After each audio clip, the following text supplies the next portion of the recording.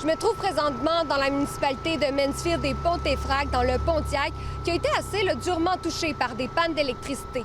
Et je suis juste à côté d'un dépanneur, le seul dépanneur qui peut fournir en essence. Et c'est notamment possible grâce à la génératrice que vous pouvez voir juste derrière moi. Et là, depuis ce matin, là, vous le voyez derrière moi encore, il y a de nombreuses personnes qui viennent ici pour venir chercher de l'essence afin d'alimenter leur génératrice. Eh bien, malgré les impacts de cette panne et malgré la tempête d'hier, nombreux sont ceux qui gardent le moral. Ça nous rapproche, on joue des jeux, puis ça nous tient occupés.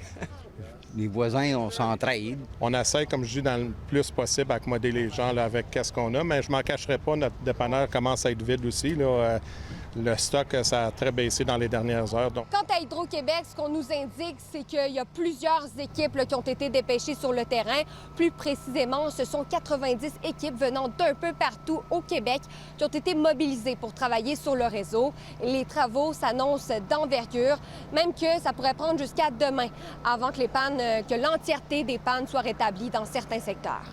Il y a des pannes hier là, qui sont survenues en soirée ou dans la nuit, dans des secteurs très, très boisés, avec les fortes rafales de vent qui se poursuivaient. Là, ça a limité et ralenti un peu les interventions de nos gens. Là, sur... C'est certain que la MRC de Pontiac est souvent durement touchée lorsqu'il y a des tempêtes par des pannes d'électricité.